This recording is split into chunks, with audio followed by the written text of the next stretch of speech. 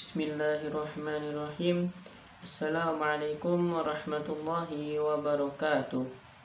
Alhamdulillahi rabbil alamin.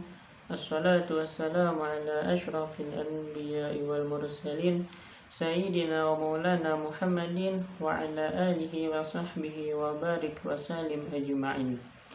Asyhadu an la ilaha illallah wa asyhadu anna Muhammadan abduhu wa rasuluh la nabiyya ba'da.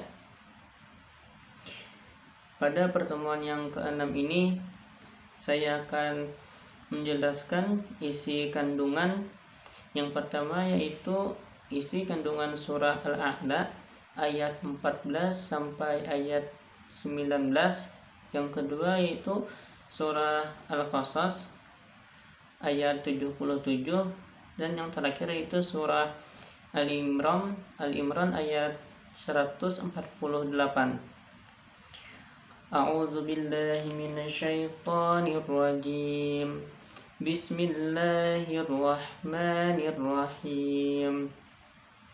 Qad aflaha man tazakka wa dzakara isma rabbih fasalla bal tu'thirunal hayatad dunya wal akhiratu khairun wa abqa.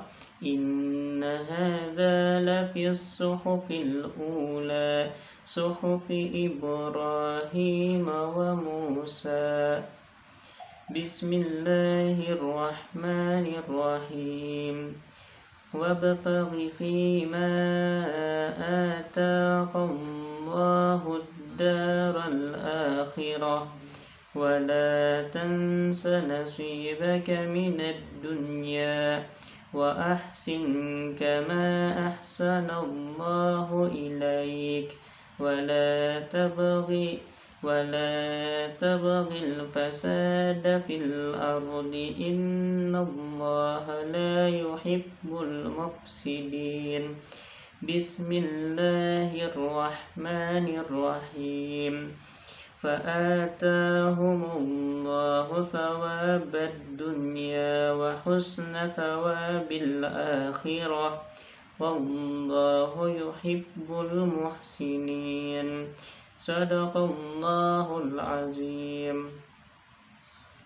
Adapun isi kandungan surah Al-A'la ayat 15 dan ayat 14 dan ayat 15. Allah menerangkan bahwa orang yang beruntung, yaitu terhindar dari siksa akhirat, adalah orang yang bersih, beriman kepada Allah dan tidak mempersekutukannya, serta percaya kepada yang disampaikan oleh Nabi Muhammad SAW. Bila terlintas dalam hatinya dan ia ingat sifat-sifat Tuhan yang mempunyai kebesaran dan kemuliaan, maka ketika itu pula ia tunduk kepada kekuasaannya, lalu sujud melakukan sholat. Ini sebagaimana di dalam kitab Tafsir Al-Misbah karangan Imam Quraish Shihab. Adapun isi kandungan ayat 16 dan ayat 17 di dalam kitab Tafsir Al-Misbah, dalam ayat-ayat ini Allah menerangkan bahwa orang kafir lebih mengutamakan kesenangan di dunia daripada kesenangan di akhirat. Padahal semestinya mereka memilih kesenangan akhirat sesuai dengan yang dikehendaki oleh agama Allah. Kesenangan akhirat itu lebih baik dan kekal abadi. Sedangkan kesenangan di dunia akan lenyap diliputi oleh kekotoran dan kesedihan. Meskipun begitu, secara umum manusia perlu seimbang dalam usaha dan mengatur porsi waktu untuk kepentingan dunia dan akhirat.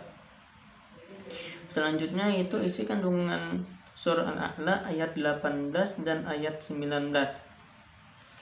Dalam ayat ini Allah menerangkan bahwa apa yang disampaikannya kepada Nabi Muhammad SAW tentang perintah dan larangan, janji anugerah dan peringatan adalah sama dengan apa yang telah terdapat di dalam kitab Nabi Ibrahim dan Nabi Musa.